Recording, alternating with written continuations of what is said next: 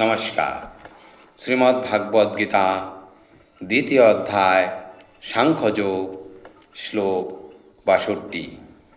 ধায়তে বিষয়ান পুংস সঙ্গস্তে সুপজায়তে সঙ্গাত সঞ্জায়তে কাম কামাত ক্রোধ বিজায়তে। ধ্যায়ত অর্থাৎ ধ্যান করতে করতে, বিষয়ান অর্থাৎ ইন্দ্রিয়ের বিষয়সমূহ, পুংস অর্থাৎ মানুষের সঙ্গ অর্থাৎ আসক্তি, তেষু অর্থাৎ ইন্দ্রিয়ের বিষয়ে, উপজায়তে অর্থাৎ উৎপন্ন হয়, সংঘাত অর্থাৎ আসক্তি থেকে, সঞ্জায়তে অর্থাৎ উৎপন্ন হয়, কাম অর্থাৎ কাম, কামাত অর্থাৎ কাম থেকে, ক্রোধ অর্থাৎ ক্রোধ, অভিজায়তে অর্থাৎ জন্মায়। অনুবাদ: ইন্দ্রিয়ের বিষয়সমূহ সম্বন্ধে চিন্তা করতে করতে মানুষের তাতে আসক্তি জন্মায়। আসক্তি থেকে কাম উৎপন্ন হয় এবং কাম থেকে ক্রোধ উৎপন্ন হয়। তাৎপর্য: যার অন্তরে ভগবত ভক্তির উদয় হয়নি, ইন্দ্রিয় গ্রাহ্য বিষয় সম্বন্ধে চিন্তা করার ফলে তার মনে জড় বাসনার উদয় হয়। ইন্দ্রিয়গুলিকে সঠিকভাবে নিযুক্ত করা দরকার। তাই সেগুলিকে যদি ভগবানের প্রেমময় সেবায় নিয়োজিত করা না হয়, তাহলে অবশ্যই জড়জাগতিক কার্যকলাপে লিপ্ত হবার জন্য তারা চেষ্টা করে।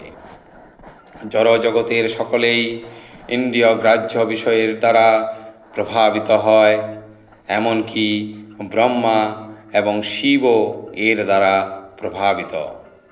স্বর্গলোকের অন্যান্য দেবদেবীদের তো কোনো কথাই নেই।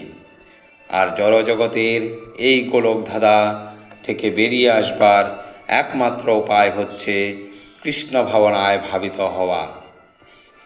এক সময় মহাদেব গভীর ধ্যানে মগ্ন ছিলেন। তখন পার্বতী তার সঙ্গ কামনা করলে তিনি সম্মত হয়ে পার্বতীর সঙ্গে মিলিত হন। ফলে কার্তিকের জন্ম হয়।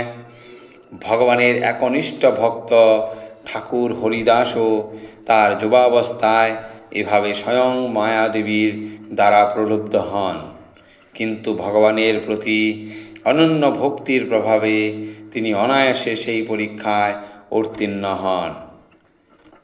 শ্রী যমুনাচার্যের লেখা পূর্বোক্ত শ্লোকে যেটি বর্ণনা করা হয়েছে, নিষ্ঠাবান ভক্ত ভগবানের দিব্য সাহচর্য লাভপূর্বক এক অপ্রাকৃত আনন্দের উন্নত স্বাদ আস্বাদন করার ফলে সমস্ত জড় ইন্দ্রিয় সুখভোগ পরিহার করতে পারেন।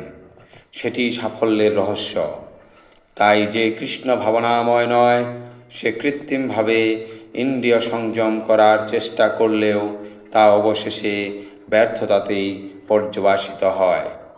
কারণ ইন্দ্রিয় সম্ভোগের সামান্য চিন্তার ফলে সংযমের বাঁধ ভেঙে গিয়ে ইন্দ্রিয় তৃপ্তির বাসনায় মন উন্মত্ত হয়ে ওঠে। ধন্যবাদ।